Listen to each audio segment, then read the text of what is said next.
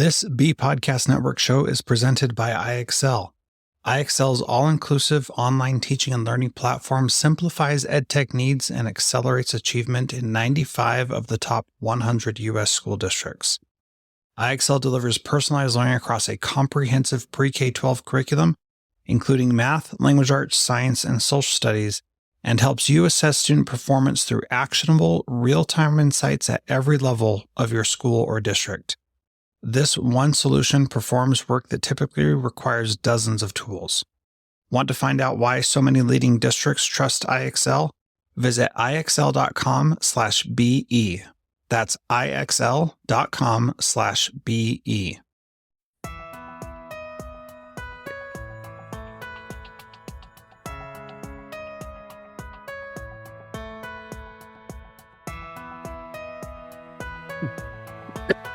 Welcome in, everybody. You are listening once again to the Authority Podcast on the B Podcast Network. Thank you so much for being here with us today for what should be a great conversation. As you listeners know, not only is equity an essential topic in education, but you know that it's a priority here on this show. We've had some powerful conversations over the past year or so, and today I'm expecting another really good one. I'm pleased to be joined by Lacey Robinson, who is president and CEO of UnboundEd, and the chair of the board of Core Learning. She's a former teacher, principal, and professional development specialist, and has focused on literacy, equity, and school leadership for more than 25 years. Her life's work aims to enable educators to disrupt systemic inequities in their school districts and classrooms.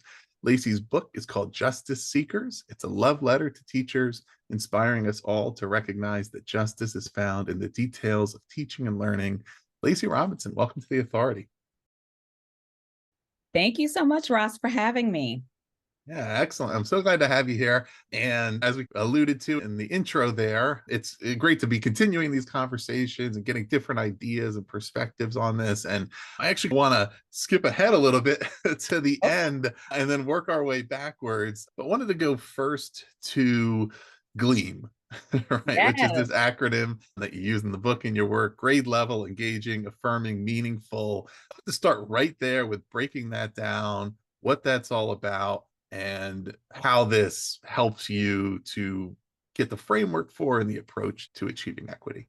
Yes. Oh, I love that. It's like we're doing the UBD of the backwards design, right? Let's start with the goal in mind. So GLEAM, you're right, is the acronym that stands for grade level, engaging, affirming, meaningful. I always tell folks that GLEAM exists because of the formidable work that Gloria Ladson-Billings has given to the edusphere and to our world as a whole around culturally relevant and responsive teaching and learning. And it then stands on the shoulders of all of our folks, from Dr. Lisa Delpit to Geneva Gay, Django Paris, Zaretta Hammond. It goes on. And I would say, in addition to them, GLEAM is also, I know the experience that I've held as a student, or what I didn't have access to as a student in my K-12 experience, what I began to experience as a college student, and certainly what I aimed for after my residency at the Marva Collins Preparatory School in Cincinnati, Ohio. And so it rests on the shoulders that all students should have access to grade level work, regardless of their missing prerequisites, regardless of their disfluency, that we should be, as facilitators of learning, maximizing on scaffolds to give access to the grade level work. When possible, giving them opportunity to build up those prerequisites. And then it goes on to tell us, it goes on to push us further. It goes on to say that students need engaging work. And engaging, I say, is two tiers. One tier is engaging around rigorous, productive struggle in learning. Nothing makes a good lesson unless it allows the students, I like to call it, makes their brain sweat, right? Mm-hmm. Shows them the dynamic of their brain power in a lesson. So it's important that we're offering our students opportunities for productive struggle and learning.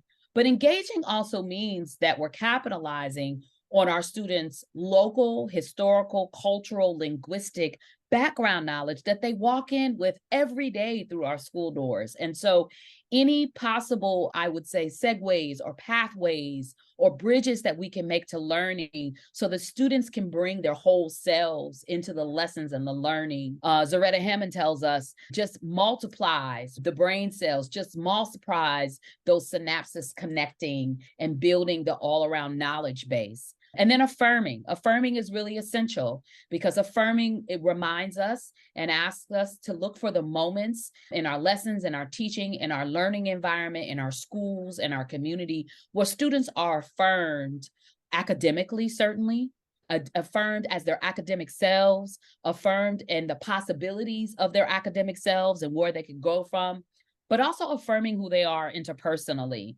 Also affirming who they are through their language acquisition, through their dialect, through their vernacular, affirming who they are, where they come from, and any cultural inferencing that comes along with that.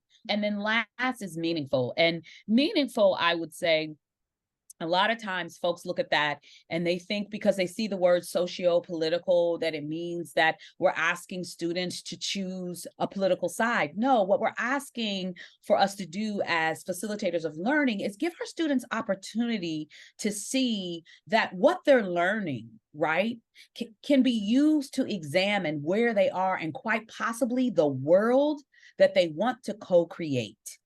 And so that's GLEAM in a nutshell. We can go deeper into it, but that is the ultimate goal. Yeah, and then on that last one, meaningful, I love that. And still on the theme of, I think, backwards mapping, it comes up so often in career, in job opportunities where, and it comes up all the time in conversations that I'm having, especially with mid-career coaches, mid-career professionals, and coaching them on various goals that they have. And it's again and again, okay, I'm trying to find work that to me is meaningful. And everybody can define what's meaningful to them in different ways, right? But it's critical to motivation, to sustained engagement, to ultimately success, to feel like what we're doing is meaningful. And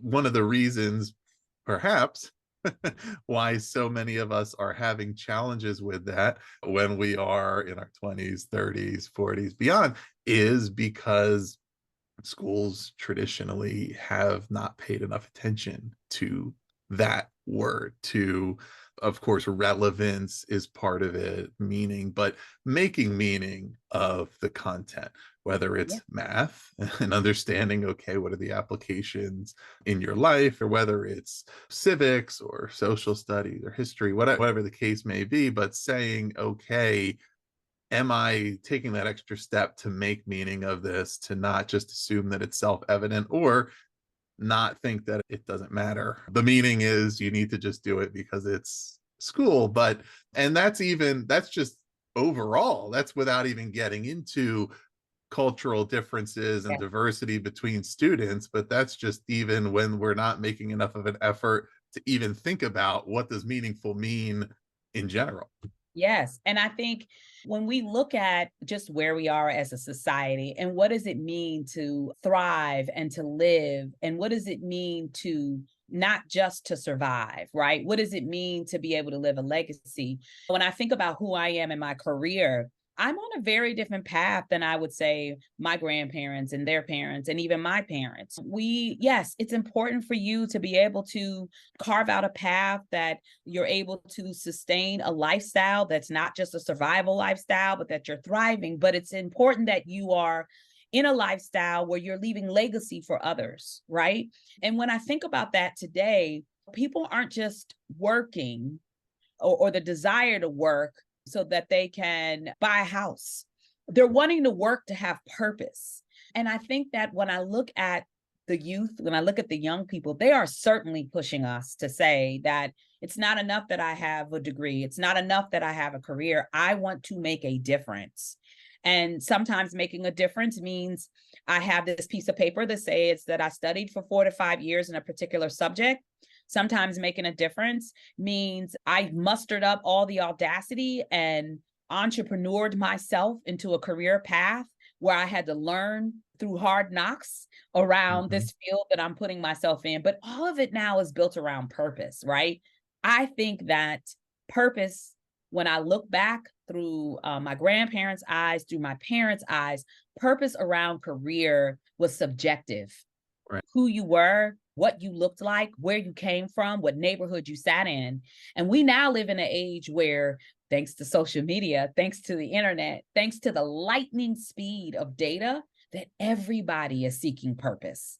And so when I think about that word meaningful, it's not just saying to the student, here's why you need to learn algebra, but it's saying to a student that holding algebraic thinking, number one, helps train your brain for much larger thinking, for analyzing, to being able to reflect, but understanding how to use algebraic expression to solve world problems, local problems in your community, understanding that it plays a role in your business development, even as an entrepreneur.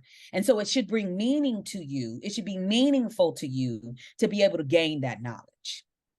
Yeah, yeah, and there's, again, as we said, there's endless variety to it, right? To purpose, Mhm. the purpose of something you're doing might be, it might gain you status, it Yeah, might be that you're able to help other people, it yeah, might be that you're able to earn a certain income that allows you to afford things that you want. The purpose might be to afford you the flexibility and balance in your schedule to spend time on other priorities, right? You may be in a position where certain of those things are in place and you're saying, okay, great, now I want to have it all and I want to add additional purpose. You may be in a position, you mentioned buying a house, where some younger people may say, well, I'll never be able to do that, so at least I can have a purpose. yeah, At least I can do work that means something. And we can't solve all that today. It is important, and it's there is that generational shift of that. It's not, we shouldn't view it as a privilege to have a purpose, right? Or that it's like asking too much. Okay, that seems like a little too much. If you just have something that pays the bills, isn't that what it's really about? But that's not, when we talk about ultimate success and what's sustainable and what is building a better society, a yeah, better nation, a better world, we want people to be doing things that they really believe in and that they want to do great at. yeah, And each individual has a different idea of that. And that's why we know everything will be covered. But if each person has that desire intrinsically to be yeah. great at what they're doing, and if we're able to position with those opportunities. And while we're talking about words, and also talk about justice and equity, right? And of course, Justice Seekers is the title of the book, so it's right there. And equity is a big theme. That's what it's all about. How do those words fit together for you? And when you're thinking justice, what comes to mind? Why is that the first word there? And then what are the overlaps and what's the relationship between justice and equity? Yeah, I think it's really interesting. The title Justice Seekers to me just capitalizes on, again, I would say my experience as a student, what I witnessed as a teacher, certainly as a leader, and certainly now being the president and CEO of the organization. Justice to me is particularly in these United States, but we also know that many other countries are plagued with this same, I would say, endeavor, is something that we've been pursuing since the inception of the ideology of what the Americas or America or the United States of America was supposed to be or is supposed to be. And when I think about justice in education, it has certainly been a pursuit. I know from many folks who come from my community, many folks of brown and black communities. And I would say it's been a pursuit for us as a country that we have created a public school system in which Horace Mann first charged us in creating a public school system that essentially evolved its citizens to uphold democracy. And in order to do that, and in his charge, Horace Mann also said that in order to reach that, all citizens in the United States, whether they were white, brown, black, indigenous to the land, deserved a high quality public education in order for democracy to thrive in these United States. And so the seeking of that justice has been something that I believe that we as a country have been in pursuit of, whether we've recognized it or not. It certainly has been since the onslaught of bringing in the enslaved Africans, since the erasure of the indigenous folks of this land, the boarding school enforcement of those folks, the extinguishing their language. It has definitely been a pursuit. And so when I think about justice and equity, they are siblings, right? Mhm. They go hand in hand. They are really, one should not be found without the other, right? Justice is the goal that we are seeking, and equity helps us develop the blueprint on how to get to, or the GPS on how to reach that inevitable point of justice. And so it is essential. I know we've worn it out. I say this all the time. We use that word equity. It's like the little black dress now. We use Mhm. that word in Right. every modality that we possibly can. We have literally saturated ourselves with it. And yet we have not done enough to guarantee that equitable education, that the pursuit of equity in teaching and learning is a given throughout our schoolhouses in the United States. So Yeah.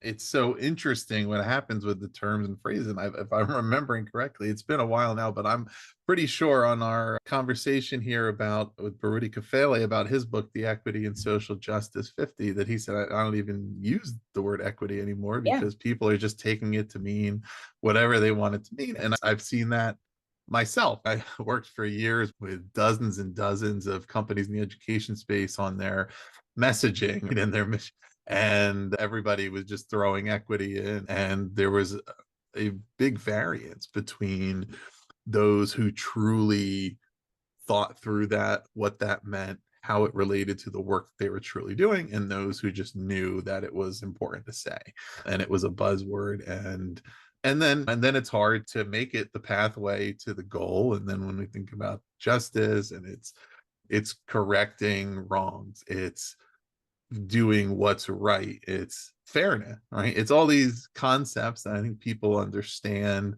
but again, they find ways to turn these words into something else, or to just get further and further away from what it's supposed to be. And I wonder, when we think about inequity,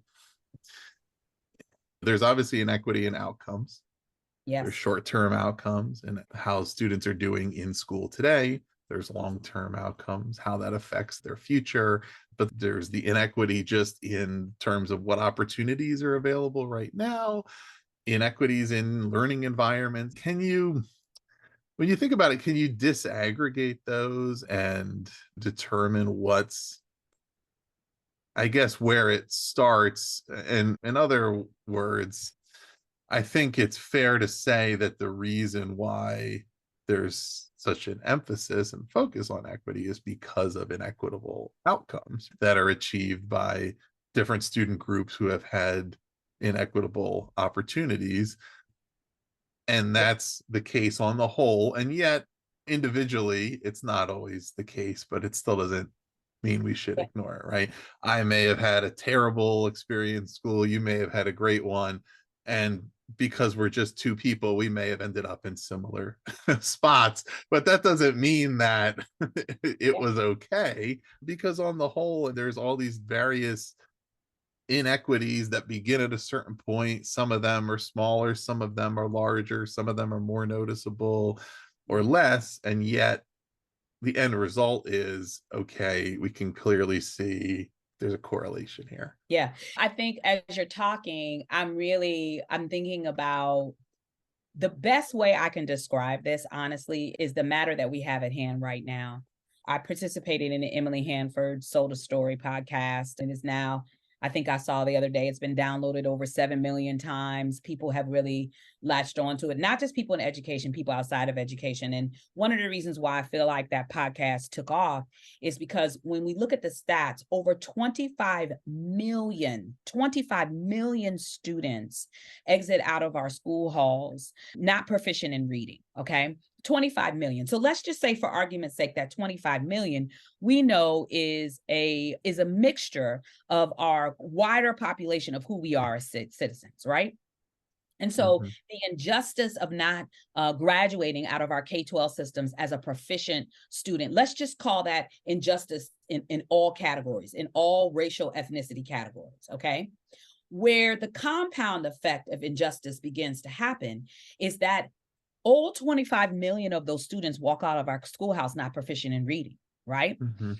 What starts to happen is that the other injustices that we have in our country, in this society, start to have a compound effect in particular communities with particular subgroups of students, which makes their injustice then added into. So I may, as a Black woman, walk out with the injustice of not being a proficient reader. And my colleague, as a white woman, may walk out as being not proficient as a reader. But the compound effect of job insecurity, housing insecurity, financial insecurity, all of those things, safety insecurity, begin now to add into the effect of me not being a proficient reader, right? Of me being, I would say, housed out of or pushed out of the opportunity to be able to enter into a higher education platform because of anything from finance to opportunity to even some of the assessments that are given, right? And so when you think about injustices, you can almost think about injustices in the United States when we think about the reading injustice. It's almost like a level playing field.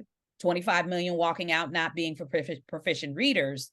But then when you begin to see that compound effect of injustice, you now start to see how those communities, the communities that I hail from, the communities that I dedicated myself to teaching in, are now having this layered effect of injustices. And so let's think about it in the reverse. Let's think about that if we had a K-12 system where 25 million students graduated as proficient and above readers, that I might have a fighting chance now coming out. I'm still going to experience those injustices, but now that compound effect of not being a proficient reader is not going to be there. So now I have the opportunity to go and research different means of how to get into school. Now I have an opportunity to go and look at different modalities of career and practice. Now the audacity of me being able to dream bigger and larger is in effect, and all of those other injustices I'm able to push and thwart against because at least I have the tools. At least I have the wherewithal. At least I have the intrapersonal skill and the audacity to know that I have the knowledge base to go and push forward. It doesn't mean those injustices I'm not going to knock up against. It doesn't mean that they're not going to get in my pathway and in some instances knock me down, but it sure as hell gives me a running start. And so when I think about injustice, the reason why everybody, no matter your zip code, no matter your social economic status, no matter your race, ethnicity, everybody should be paying attention to the injustices that are happening in our schoolhouses. And one of the things that I say all the time is that what I've learned in this walk is that when we pay close attention to those that we've made the least amount of movement in the justice, in the pursuit of their K-12 experience, that when we pay attention to the least of them, we get the rest of them. And so that's part of our charge when we talk about pursuing equity in the details of teaching and learning. And so I hope that paints a picture to the folks that are listening. It's certainly the picture that I, along with my colleagues, have tried to paint injustice seekers in acknowledging some of the historical affects of injustice and how we at this have a time at hand right now to be able to peel back some of those injustices in our school system so that when our students go and meet those other layers, they at least have a running start. That's also part of the work of GLEAM. Yeah, and I would presume a lot of what you just talked about with respect to the compound effects of injustice and how injustices of all sizes and their outcomes affect future outcomes relates to bias and positive or negative bias, because there may be two students who have the same lack of proficiency in a certain area, reading or any subject area, and the person evaluating them, whether they have a positive or negative bias toward either of those students, may either one, notice that lack of proficiency, but believe, okay, that can be, we can work with that, Yeah. They may completely not notice it at all because they're like just assuming this kid probably knows this thing and I'm not even asking the question.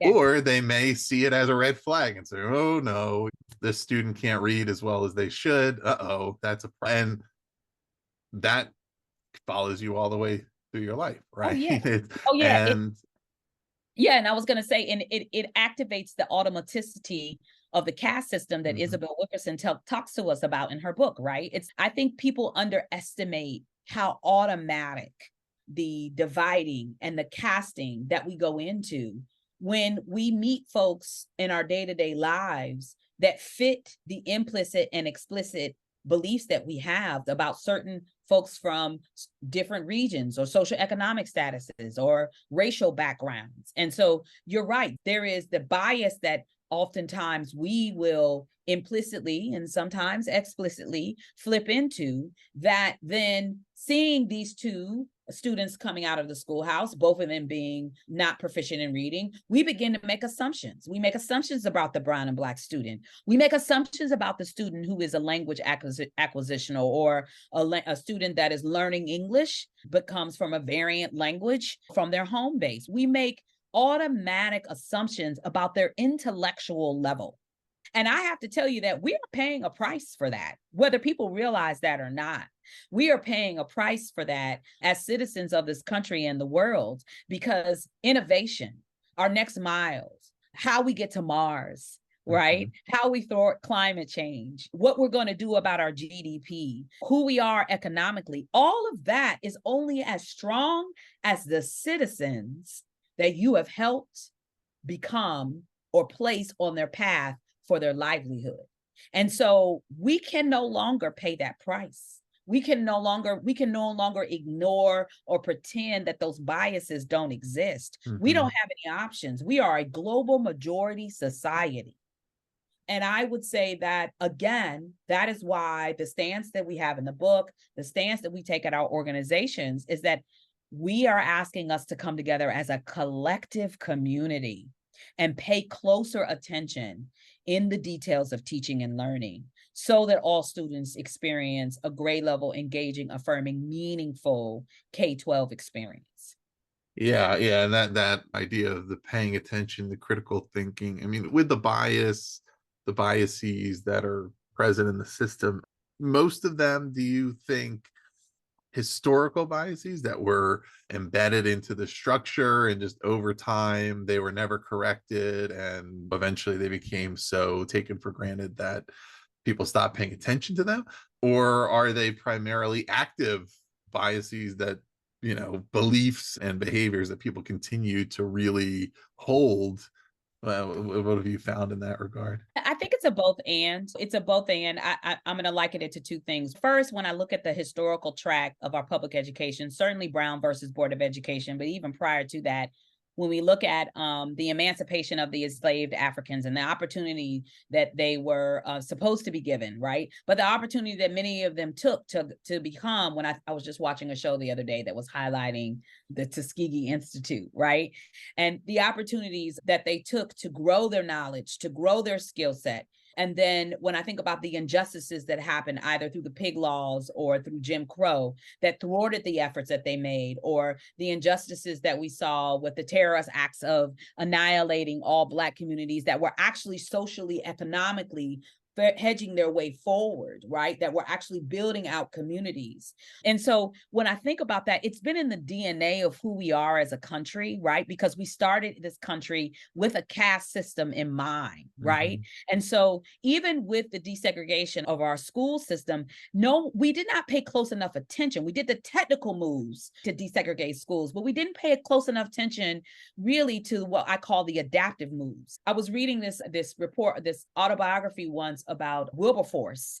And one of the things that he's really known for is saying that culture eats policy every single time. It doesn't matter how many laws, the legislation that you have, it's the culture of the community, of the people that are going to stand that up, that are going to push it forward. And so we as a country are having to pay some back tax on not paying close enough attention to the type of culture that we were feeding in this country in order to annihilate those assumptions, those biases that have been built into our DNA.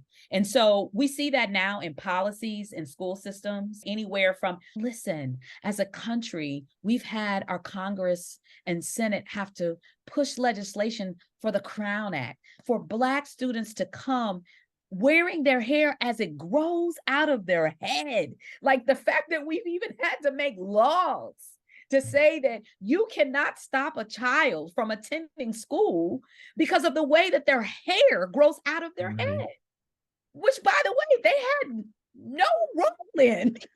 We're having to legislate that, right? The fact that we're having to give a technical fix to that is also telling the story about the adaptive fix, about the eradication of those DNA traits that we have in this country around that implicit and explicit bias. The other thing I was going to liken this to is that when we look across the world, we as the United States, I have an opportunity to travel a lot. And oftentimes I have to catch myself. If you go into other countries, you go into other communities, and you look at the role of women. Right. And as a woman, oftentimes you're like, oh man, like, I don't know if I could live here. And we oftentimes will have a knee-jerk reaction to the way that women are treated or the way that women are seen in the society, because we here in America has done so much work around women's rights, right? But in much parts, it's still in our DNA. There's still a patriarchy we're having to push against. Certainly the argument around Roe v. versus Wade is what brought that out. And just how we look across at other countries and are like, oh, look how they're treating their women. It's in the DNA. And until you fix the technical with the adaptive, until you teach that DNA to regenerate itself by not having those biases, it will always be there.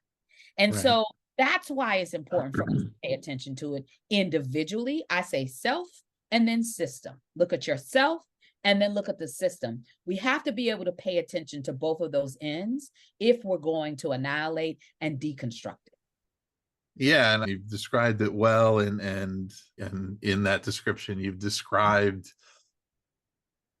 some of the reasons why it clearly things haven't progressed expeditiously, right? Because if we're having to battle over something that should be as obvious and straightforward as hair, Yes. as the Crown Act, then and getting hung up on that, then how difficult is it to get into untangling things that are structurally built in there because of historical biases that wouldn't be obvious today? You have to start to study it and understand it and say, oh, now I'm starting to see and become aware of it. One of a simple and oversimplified thing that I think of when discussing this is like the history of ethnically insensitive mascots and team names in sports, right? And how they were given to these teams many years ago when people had specific biases and racism happening. And then over time, people just stopped thinking about it and they just turned their brain off to it. And that's what the team's called. That's the name of it, right? And they would never give the team that name today if they were new. But all it took eventually at some point was somebody to say, hey, we should really change this. This is not, look at this. Oh yeah, it is pretty bad. And then some of it happened pretty fast after that. But that's on the surface. That's very easy to identify. Yeah, you're right. That is pretty obvious. These things are so built in and entangled with other things, and they may be relatively ambiguous and unclear, and our tendency to lean towards the status quo, that's the way we've always done it, but not understanding, one, is there any case in favor of doing it that way, let alone the case against it. But what's the affirmative case? But it's hard to have those conversations in a meaningful way if we can't just solve some of the simpler things. And then when you get to one of the other words in GLEAM, affirming, and I just mentioned affirmative, right? But that's a big part, is getting not just to the stance of accepting that change is needed or being okay with it or tolerant, but it's like actually actively affirming the fact that every student has the right and needs the opportunity to be fully seen, fully represented, Yeah. served, and to have a system that's built to serve them, Yeah. actively built to serve them. Yeah, I think what you're reminding me of, Ross, is like one of my favorite authors. If you've been listening to Transformative Principal for any amount of time, you know that I have a love-hate relationship with ed tech. We have the ability to personalize learning for every single one of our students, and yet so many of our ed tech tools fall short. We need our technology to do more for us. That's why it's so important for me to know that IXL provides true personalized learning across the entire pre-K-12 curriculum, and that it's proven to benefit all student populations, including English language learners and students in special ed programs. As a principal, I've used this in my school. As a parent, I've had my children use it as well. And let me tell you, this is a tool that definitely helps students learn and practice better. IXL is research proven to accelerate achievement. Studies across 45 states show that IXL schools outperform non-IXL schools on state assessments, and independent research from Johns Hopkins University verifies that IXL meets ESSA Tier 1 standards. With those results combined with IXL's teacher-friendly reputation, what more could you ask for? Now, you also know that I don't care so much about test scores, but I know that they are legislatively convenient and something that we have to deal with and manage on a day-to-day basis. If you can implement something that is easy and effective, why wouldn't you do it? If you have a goal to increase achievement for all students, make sure to find out what IXL can do for you. Visit ixl.com/B for a demo. That's ixl.com/BE. Authors Chidamande Adichie talks to us about the single story, right? And I think that what has happened certainly in education, but in many other sectors, is that we as the United States have pretty much propped up a single story view, that our cultural norms have been pulled through a single story. And when in fact, we are a country of a woven, multidisciplinary, historical, cultural, ethnic, linguistic story. And I think that inviting students into the classroom and showing them the both and, right? Raising your awareness around, we used to think about our nation this way, right? And this is the way that it used to be. And we used to pull it through a single story. And now as we're growing and maturing as a nation and getting smarter with every turn of a century, we now understand that it is more than just a single story view.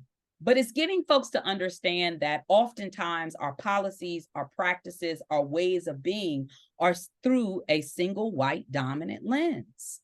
And because it's been the norm, because it's been the bar, I know certainly as an African-American woman, I was taught very early on that you have to study it. If you want to be counted in, if you want to be accepted, if you want to have a chance, you have to understand it. And what I'm witnessing now, and I think many people out here are witnessing, is that we're moving away from that single story. We're asking us to consider that it's through a multi-lens, or at least to be curious about the lens, the other lenses that might be at play or that could be at play. Certainly, I would say the generations that are coming up now are demanding it of us, are saying that it's not just from a single story view, but that my story, who I am, where I come from, should also be counted in. And that is the world that I think, as much as there are some people out there that don't like it, that is the world that I believe that we have been pushing to move ourselves to. Yeah, and I think this probably isn't the first time I've brought up this comparison here. I've certainly talked about it before, whether or not it was on the podcast, but you referenced earlier the primacy of the importance of public education and what it could mean. And particularly in recent years, I've noticed attitudes on that kind of fracturing and fragmenting around, even as far as certain viewpoints and ideologies questioning whether or not public education should even be a thing. And I've compared it to attitudes toward democracy versus authoritarianism, et cetera, that the course of history is such that these things have been the status quo for a long enough time that the people who were alive to bring them into existence are no longer here, and people lost that perspective on, okay, this, what was it like before, and then start to question, should we even do this? Because the challenges of it at this stage, that the last 10%, you would say, or whatever it is, is hard. And then should we even do this at all? Right. It's because we still have these problems with our public education system. Should we just throw the whole thing out versus trying to address the problem? And a lot of it, I so often, is because I think that societally, whatever it is, we give ourselves credit for having achieved things that are work in progress, right? Like when it was written, all men are created equal. It took 200 plus years to get somewhat close to that. It still didn't get all the way there, but it took a long time to even get like close to a representation of that.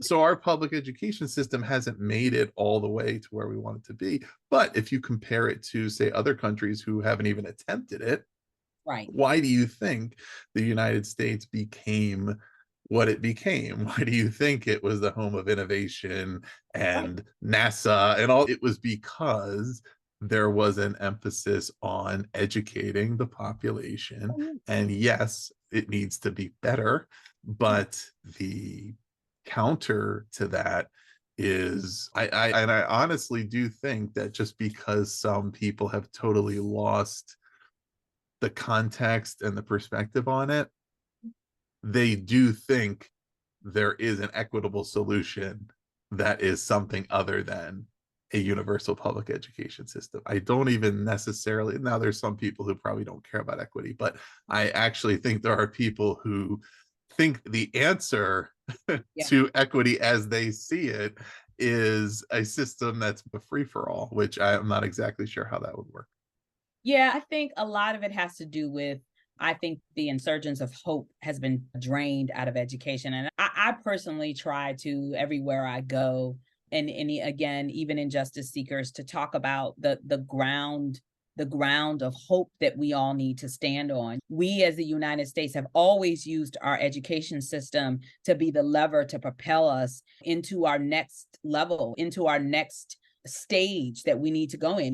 If it was anywhere from the creation of citizenship to when Sputnik was launched, there was this great urgency in the United States to ensure that all students, boys and girls, all students were being engaged in mathematical thinking because they understood that we needed to develop cohorts of students that had mathematical ability and that saw themselves as mathematical thinkers, right? And so we turned to our education system in order to prime the pump for that. We turned to our education system when we were moving through our insurgence around the civil rights movement. Right? There was a such thing in the civil rights movement known as the Children's March. A lot of people don't recognize that students played a big role in the civil rights movement. And so school education has always been the fertile ground in which we stood on. I think what has happened is that we've allowed the few, the loud and the few, to first fearmonger us in believing that hope is no longer being planted, which it is. Every day a student walks into a classroom in which a teacher has walked in, flipped the lights on, turned the heat on, wrote the quote of the day, picked out the book to be read aloud, went back in, picked up the classroom, rearranged the desk. That means she is planting seeds of hope. He is planting seeds of hope for those students to enter into the classroom with. And so I think that shame has been used as a tool that we've seen now for the past couple of years that has been used anywhere from school board meetings to elections to book bans. Shame around our history and who we are as the United States and the importance of us being able to relay that history to our students so it doesn't repeat itself. And so we've allowed the small, the few, and the loud to make us believe that we can't move through shame, that we can't do hard things in this country, in which we've proven in every turn of the decade that we can. And so I believe that when we start to sort through those things and understand that those are a small amount of folks, that the hope still lies in our education system, the hope still lies in our public education system, that if we push past the single story view and make a concerted effort of galvanizing folks to come into the teaching cohort, folks from all kinds of backgrounds of race, ethnicity, social economic status, certainly folks, brown and Black folks who were erratically pushed out of the education system. If we make moves to make this a wider landscape, to reflect who we are as a country, I believe that those seeds of hope that we've been planting all along will begin to bear fruit for us as a country. And we can begin to think about how we use our education system to propel us forward. Now, that doesn't mean I'm a both and kind of person, Ross. I think there's a both and in public education. I think there's a both and in private education. I know I'm gonna ruffle some feathers when I say this. I think there's a both and in the way we think about the charter movement. Certainly for some students who have had no access to high quality education, the charter movement has helped. I also think there are instances where it has hurt. And so when we began to look through the lens of both and the importance of public education, we cannot roll the dice on that. We don't have a choice. It has to remain. And I think more importantly, the way that we view our teachers, the way that we think about what it means to be a teacher in these United States is where perhaps we should start to look, where perhaps we should start to push ourselves. I talk about this in the book, to move away from thinking that teachers are these magical beings that walk into classrooms and sprinkle fairy dust, and all of a sudden now students are learning, that we think about it as just only a missionary occupation. And in fact, it is a profession that one can grow and shift and change and create a career trajectory in, that we put it on the pedestal when we look at other careers and professions in the United States and really recognize the importance of our teaching cohort, of the teaching profession, of the educator in the United States. Then I think we can start to also really yield that fertile ground of hope around education. Yeah, and the way I've always described a lot around the school choice debate, and we've partnered the past couple of years here on the network with the National School Choice Awareness Foundation that does a lot of great work in there, is that if there's not multiple good options, it's not a choice, right? If it's framed as, if it's just anti this, pro that, and or it's framed as only one thing is good and the other things are bad, then you're not saying there's a choice. And without having a strong set of options, but also a strong, universally accessible options, the incentive structure isn't there, right? Not to get into a whole other issue. Most people have complaints about their health insurance providers. If it's the only option that you have, the incentive structure isn't necessarily there to fix all those problems.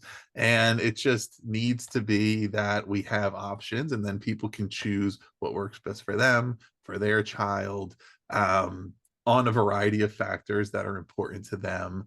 And ultimately then we can have a stronger system, as you said, because private charter, there's some really good charters, there's some that are not really even schools, right? And that's, but once, but you can understand how students end up there when their experience has been that the other schools they've been in haven't served them, and then they think, okay, there's hope in this new option, and then later find out, oh goodness, this is even worse where I was. Lacey, one thing I wanted to ask you about, so you describe yourself as a truth teller, and I think we've told a lot of truth here today, but what's hard about that? Oh man, something I try to practice every day, something I actually ask all of my colleagues, certainly our leadership folks in the organizations, is that you have to tell the truth with grace and mercy. I say you got to tell the truth with grace. You gotta have grace with yourself, first of all. I know as an African American woman in the United States, telling the truth hasn't always been opened and welcomed. I haven't always had the audacity to tell the truth. I like to think they're right. The older you get, the more truth telling you become. But you got to do it with grace. You got to have grace with yourself. And then you have to extend grace to others, because oftentimes, particularly in the day and age that we live in now, Telling the truth isn't always the first go-to, and telling the truth with grace certainly isn't something that folks consider. And then I say mercy. I always talk about having mercy with myself first, because sometimes telling the truth will spark trauma. Sometimes it'll spark trauma in myself. Sometimes it'll spark trauma in other people. And I have to really think about instituting mercy for myself and for other folks. It doesn't mean that it abdicates them from their roles and responsibility. It just means that we're human beings. And we have to oftentimes recognize that telling the truth will always pay a price. But the hope is that if we stand in the truth, that we can eliminate a lot of the shadow and the darkness, I believe. And so, yeah, I think telling the truth with grace and mercy and with audacity. I think I would say those are the three things that make it hard.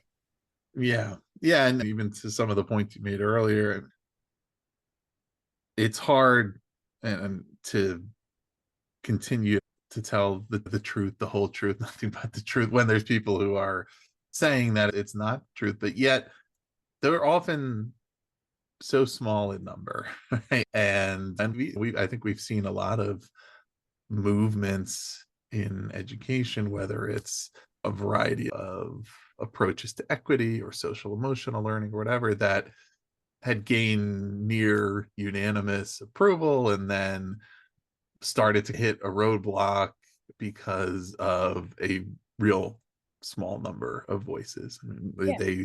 when they dug in recently to a lot of the books that were being taken out of libraries in Florida, they found there was like 2 parents that had filed 95% of all the complaints, stuff like that, where it requires a community and support and more than one person maybe telling the truth, but that it's important. But I think it's also important that we acknowledge, as we're putting this conversation in action, the practical takeaways, that teachers are working in a variety of environments, right? And you want teachers, number one, to talk explicitly about race, and we want teachers to be able to tell the truth. We know that some of them are in an environment where they can't tell the whole truth, right? They're in an environment that discourages or even prohibits certain things, and yet a conscientious teacher who believes in equity and opportunity operating in a less than ideal environment is better than a teacher that doesn't care about that stuff or that's unqualified, right? What would you say to that teacher who's working in a school somewhere where they know that they don't want to get themselves into trouble and risk their job by going into certain directions, and yet they want to be informed, knowledgeable, doing the right things, at least avoiding doing the wrong things, right, to really make the difference that they want to make within their sphere of influence? Yep. I think this is why I call Justice Seekers my love letter to educators, because I will tell you that part of the reason why I knew I was ready and we were ready to put forth this manuscript is because one of the first things I learned in my career track is that I could tell the truth. I could have the courageous conversations that Glenn Singleton pushes us to have when I was able to grow in my vocabulary, concepts, and historical understanding.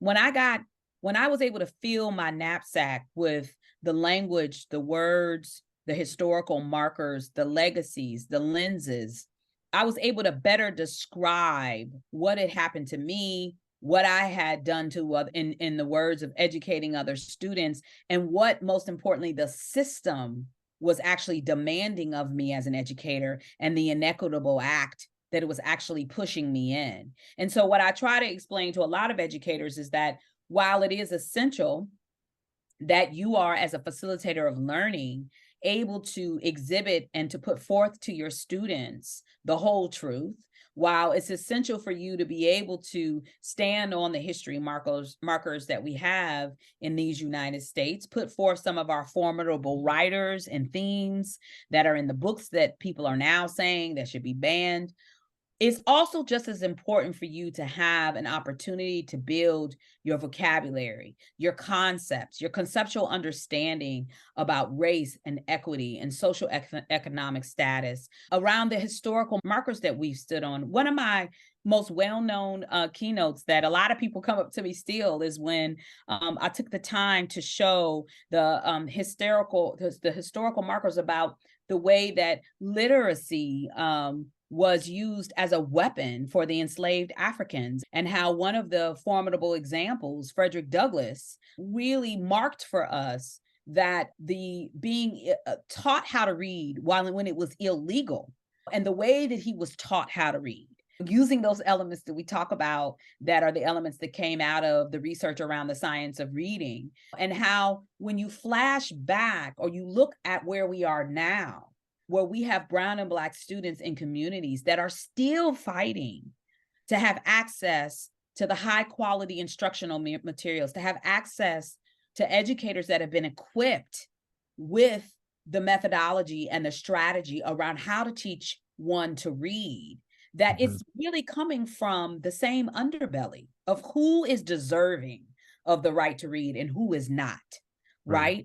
And so it's essential that that we began to build our knapsack around that. Now, that doesn't mean that because you're listening to this podcast, I don't have that yet, Lacey, so should I not? No, you should. But I think the more you grow in the vocabulary, the concepts, the historical markers, the more audacious you become. I tell people all the time, and I think we had talked about this a little bit earlier, I can talk about equity without using the word equity.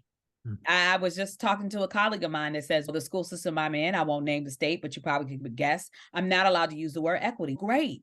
You have a vocabulary that can describe what equity looks like. You have the wherewithal. You have the teaching strategies and scaffolds in your knapsack to ensure that all your students are receiving an equitable education through the actions and the materials that you put forth, through the questions that you ask. And so it's getting them geared up. That's part of our formidable work at UnboundEd and Core, is to be able to go into the edusphere and sit shoulder to shoulder with educators to do that work in building up that knapsack so that they have the audacity to go back to their systems and to push for more of telling the truth. Yeah, and equally important is enabling and empowering that audacity, right? Yes. In the schools and environments where administration does support the explicit pursuit of equity and justice, how do they make it unambiguous that teachers understand that they have the freedom, the support, and the equipment to do so, and to do so without fear, but also to do so effectively? Yeah.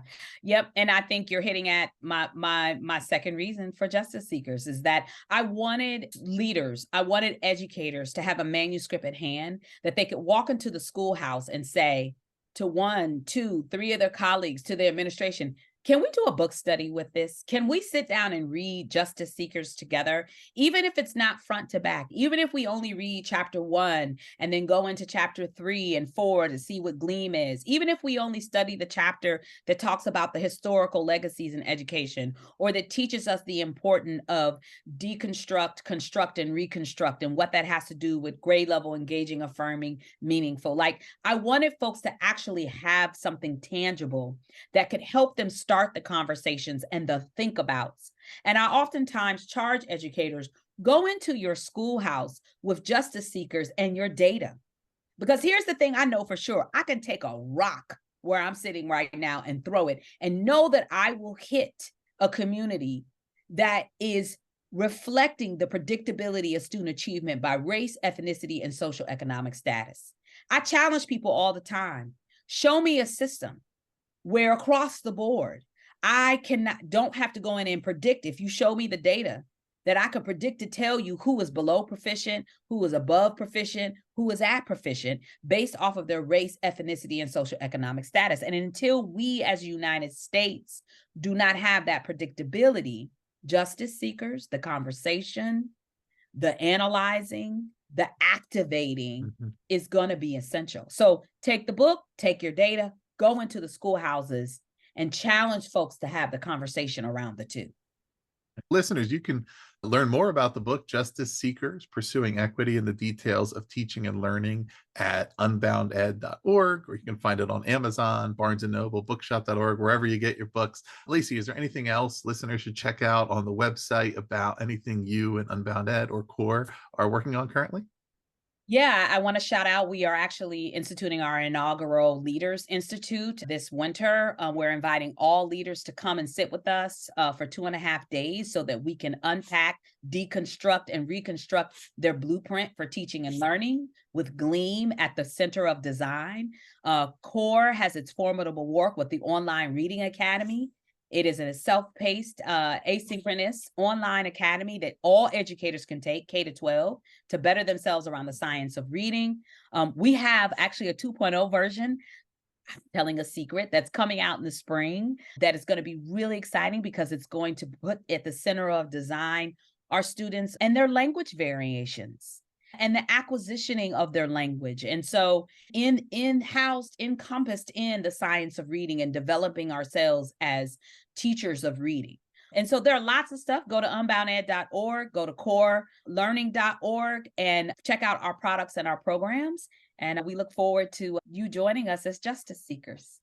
Excellent. Listeners, yeah, we'll put the link to the website and the social channels and everything down there in the show notes. And so check out the book, check out the other work, the other resources. Please do also subscribe to The Authority for more author interviews like this one. We will keep the good guests coming. And please also do visit bpodcast.network to learn about all of our shows. Lacey, thanks again for being here. Thank you so much, Ross. This was great. Do you want to simplify your school's technology, save teachers time, improve students' performance on state assessments? You can do it all, but don't waste another minute. Head straight to ixl.com/BE to learn how IXL's research-proven teaching and learning platform can help you achieve all these goals. That's ixl.com/BE.